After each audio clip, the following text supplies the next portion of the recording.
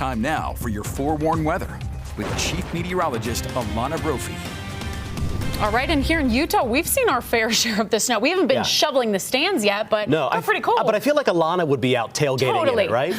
Nothing holds me back. I love to go out and cheer. Yeah. But, you know, we talk about that Arctic air, and most of it has stayed east of the Rockies, but we actually get a touch of it tonight because we've got very cold temperatures, a front coming through, bringing that northerly component. So we're going to talk cold. Gorgeous sunset from Cache Valley, where it's freezing, and it's going to stay that way. The real feel of the temperature for the overnight in Logan will be close to 0, but gosh, you wouldn't know that. That's a postcard. Such a pretty shot. Again, sun going down at 5:25. Satellite radar shows that northwesterly flow over the Wasatch Front. It will become a little more northerly. That's direct Arctic air, and that is going to pack a punch. Our numbers are already below average, and along the Wasatch Front fall into the teens, and then you add the wind to the mix, and boy, that wind chill is unforgiving. Let me show you what I mean. The Futurecast wind chill puts this into motion. Here we are by 11 p.m. right after ABC4 News at 10. It's going to feel like -10 in Cache Valley. Okay, so sub-zero in southwestern Wyoming and the basin, so northern and eastern Utah is going to be cold. Single digits in Salt Lake, Provo, and Price. This is the real feel here. The wind chill numbers as we get through the overnight and into tomorrow morning,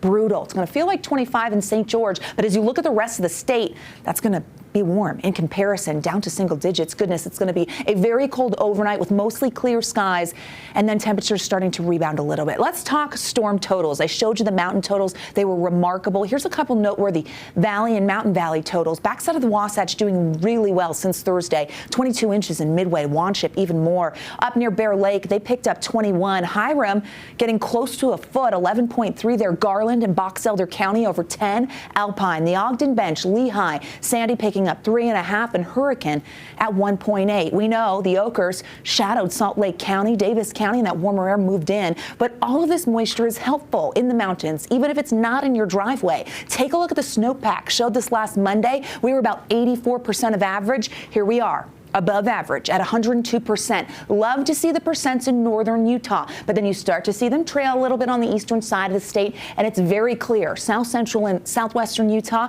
need some wet weather, and our storm pattern this week should help them out. Whoa, live view from Sundance. How pretty is that? Snowboarders coming down here. That's gorgeous. Sun's going to go down in the high country. Inbounds, crews have been working so hard. Out of bounds, dangers looming. Okay, we have an avalanche warning until 6 a.m. for all of the mountains throughout the state. Avalanches are likely. You want to stay off those slopes. Staying in bounds is really the best way to go. The backcountry is not safe when we have very high danger throughout Utah. So all this snow, good news for snowpack, rough news for avalanche danger, the good and the bad. All right, upper level Futurecast shows us brief ridging for our Tuesday. Here comes a storm midweek. Okay, a little more mountain snow on the way. Then we clear out by Thursday. And as we get towards the weekend, we're watching the Pacific because another storm comes in. Precipitation type this week is going to be a little tricky. We're going to see what happens Monday. Another system keeps that wet weather churning throughout the Beehive State. So we will see an active pattern. And hey, a little more moisture, not bad news. Futurecast shows that cloud cover out there tonight, but cold, really cold. That's the big weather headline overnight, below average into our Tuesday. Here comes wet weather Wednesday. Mountain snow, and then watch as that fills in. Okay, we're talking valley rain for certain valleys. I would say Weber County to the state line, you're going to be straight snow. But that extends all the way into central Utah. So an interesting storm Wednesday into Thursday. Here's a look at the snow potential, which actually pretty good. How about another half a foot to a foot for the mountains? That's what the models are putting out. So good news there. We will get additional snow.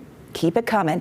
Regional forecast showing cold temperatures freezing for tomorrow. It's going to be a really cold overnight, going sub-zero in Logan for the low. 42 in Moab, 51 in St. George. Here's a check on the next 7. St. George showing a warming trend. Okay, that sounds pretty good. 50s right now, I'll take it. Wet weather by the weekend.